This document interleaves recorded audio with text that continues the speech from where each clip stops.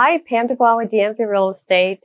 So happy and grateful that you can join us today. And I have with me here Casey Margenau with Casey Margenau Fine Homes and Estates. Yes. And Casey's going to share with us today a little bit about the market, some about himself. We'd love to hear about Casey. Over $3 billion in real estate sales, and top RE/MAX agent for 5 years. So Casey, just tell us more about you. And I was with RE/MAX for 25 years.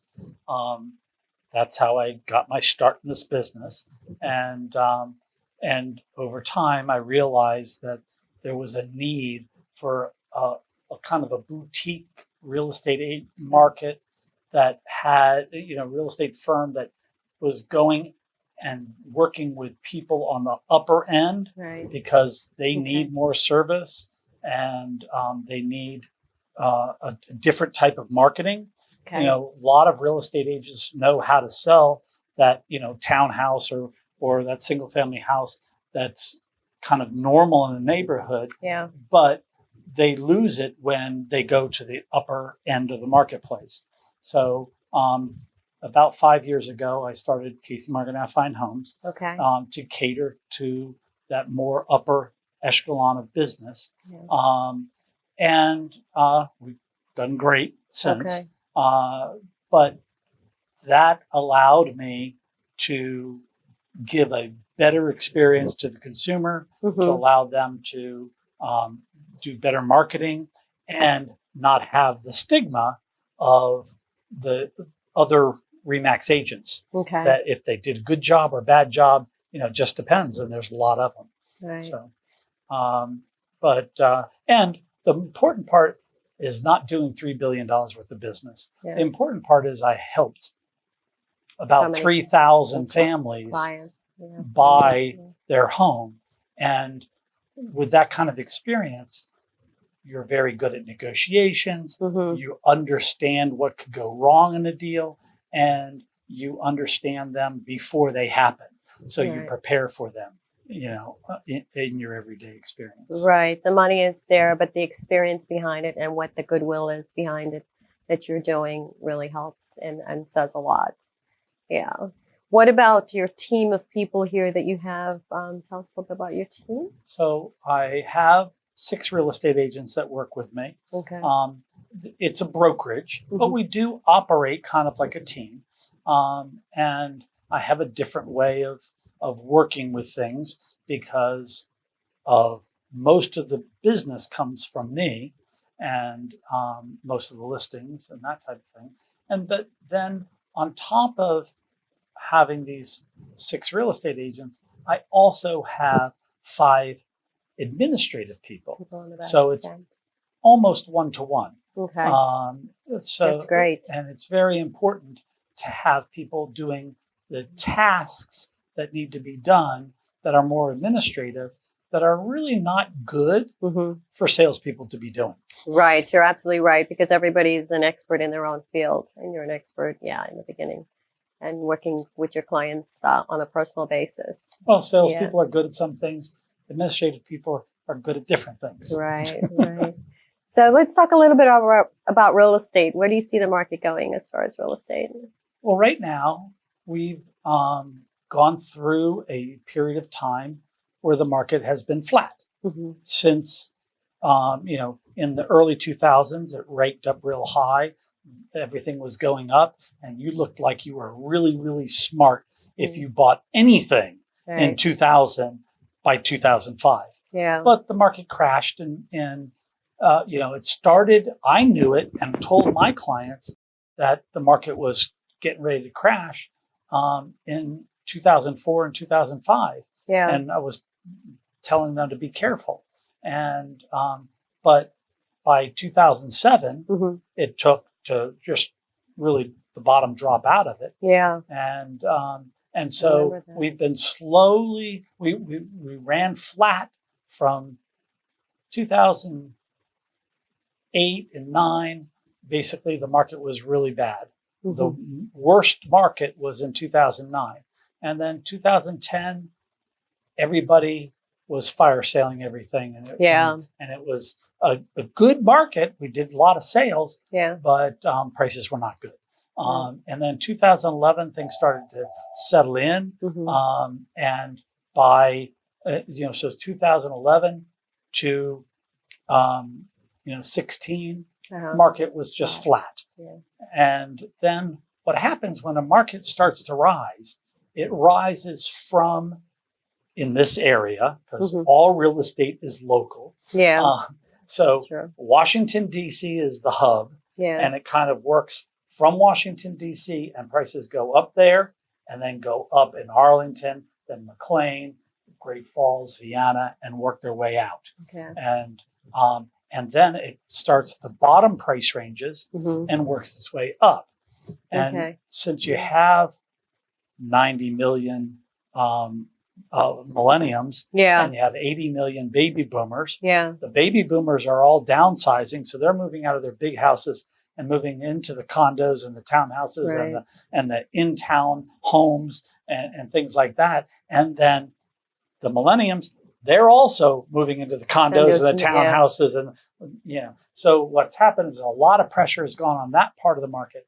And those prices have gone up. Yeah. And then the stuff that the baby boomers are leaving has kind of been a little stagnant. And their prices have still not gone up. And they're just starting to this year. And so as the prices move up the channel, because what you get is you get people that were in the $500,000 house and they buy the $600,000 or $700,000 house, and $700,000 and $800,000 people buy the $1 million house. And now the houses in the upper price ranges are cheaper comparatively to things that are at the lower price ranges. And that's making the market move up, and it's making a better deal. And once you get not just the relocation into the area, but you also have a lot of people buying their second or third home, that really starts the market off. And that's where we are now. So buying a home today is kind of like buying a home in 2000. Everybody's going to be smart. Because market's going up. It's going up. Yeah. That's what the basic consensus is right now. Basically, the market's on the upside. And here. In here, right, in this area. Not California, not in Nevada, not in other places, but here. Yeah, and we're in such a great area because this area, even when the rest of the country is going, down, we're still on the upside. We're still, doing really well. Yeah. Yep. So, one of the things that I wanted to talk to you about was Amazon moving into the area and get your thoughts. You're in Northern Virginia and you've been in Northern Virginia for a long time. Tell us about that. In the DMV, we have about 60,000 relocations per year. Okay. 60,000, meaning 60,000 plus people that are coming to this area throughout the whole area. Northern Virginia is probably one of the most desirous places to live because we have great school system. Fairfax County school system is great. And we have lower taxes than Maryland or DC. Also, we have lower crime rate than Maryland or DC. So a lot of people flock to Northern Virginia. And so the Amazon coming in, everybody's making a big deal about it. And it will be a big deal for South Arlington and a little bit of Alexandria, because those areas were depressed and they were underimproved, and this whole thing is going to revamp and revitalize those that area. But that revitalization is really going to make the prices go up, not necessarily Amazon coming in, but it's being everybody's gotten all excited about it, and prices have gone up because of it. Now, the one thing you got to be careful is that Amazon only represents 0.5% of our relocation in this area. Oh, really? Wow. So it will be very good for the area, and it'll be more people, but it's going to take a long time to trickle through the economy here, because those people the first people that come in, I think about 27% is under $100,000. So those people will be probably renting to begin with. Okay. It will be great because we had an overabundance of condominiums and rental Okay. properties that had been being built in DC and Virginia, and that will be absorbed, and we will go through all that inventory. But then what we'll have in the long term, Mhm. you'll have other businesses that sell to Amazon, and you'll have other things and this Right. revitalization will wind up putting more jobs into the area and more things. And so the trickle down will affect the Definitely area affect in a you. very positive way. Yeah, definitely. I've noticed that there's been a lot of apartments, a lot of apartment buildings going up right now all over Yeah. the place. Yeah. Well, that's because, and I was talking to a guy today, if you want to build a condo building, Hmm. most of the banks will require you to have it 50% sold before they'll give you the money for it to Yeah. build it. So Yeah. that means you got to sell 50% of them before you even start the building. Before you even start. And but what has happened? But for a rental, Hmm. they'll let you build a building because they know you can rent it. Okay. So it's a different dynamic, and it's for the financing. So a lot of people are building buildings that would normally be condos, Hmm. and they're building them as rental units. Right. Then they'll depreciate them, and then they'll roll them over into condos. Into later, condos. Yeah. down the road. But you're talking, Years 15 or down the 20 road. years Down the road. Right. So, but now a lot of guys are getting financing, and other parties are coming in Hmm. and doing financing for condominiums. So, but it's a long time cycle. This client that I was just talking to, they spent 6 years so far, Hmm. and they haven't even started building. Oh, wow. It just took 6 years to get all their permits approved, get all their rates, and get all the whole project put together. They're doing in North Arlington. Okay. Is So- that an apartment complex they're building? It's going to be apartments, condos, commercial, all kinds of stuff. Pretty much everything. Yeah. So it's just a whole big commercial Mixed project. use. Yeah. Any other thoughts about Amazon? I know they're probably not just going to stay in Northern Virginia, but they're probably going to end up moving outside, maybe Maryland, the suburbs of Maryland, DC, all over the place as far as when you talk about, I guess, $100,000 incomes. Well, you'll get some executives that are at very high levels, Yeah. and they'll move to McLean or Right. that because it's a very easy commute Yeah. to Arlington. So, or they might move into DC. Yeah. I mean, Jeff Bezos bought a house in DC. So, so there'll be different places that people, and so the higher up people will live in the areas that they want to live in Right. that are predominant of if they're going to be spending big dollars Yeah. of where they should spend big dollars for their Okay. homes. But that's a small portion of the people that are going to be working there. Yeah. Most of them will be closer to the property. But what that does is every time somebody buys something, Hmm. that means somebody has to sell something Right. in this area. And for the most part, and when somebody sells something, then they've got to buy someplace. Yeah. So they might move farther out. Yeah. And so over time, it will help. And as they spread out, this whole thing with New York Hmm. not wanting Not going. Yeah. is putting more people here. So it'll be in the long run, it'll work out for us. Yeah. When is this all supposed to start? Do you know offhand? In the next couple of years. In the next couple of years. So it's nothing anything really. The amount of people that are coming to begin with won't matter. Yeah, right. Anything special that you have coming up that's coming on the market that we should know about? Oh, I've got a lot of You've got a lot special coming, properties. Yeah. I've got one of my builders is M&A, Hmm. and he builds gorgeous, beautiful homes. Yeah. And he's got a house that's just finishing now, and we'll have it on. It's about 4.4 million in Great Falls, in a neighborhood where he built the whole neighborhood. Okay. That's a special one. I've got a property that's in McLean that George Sagatoff built, Okay. and it's at 3.8 million. Okay. And it's a beautiful property. It's all finished. We had it staged, and it looks gorgeous. and he's very well known as building big houses. Hmm. But what he did here was he built a little smaller home. Okay.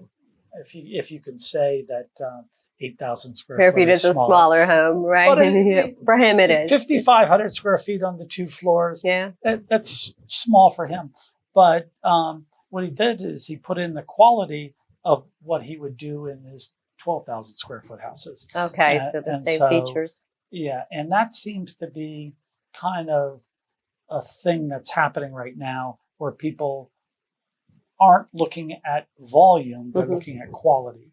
Got it. Okay. And that makes sense. Yeah. And this is inside the Beltway in McLean. Okay. I've got another house that Dean Design is doing out on Stewart Mill in Oakton. It's near Flint Hill School, Okay.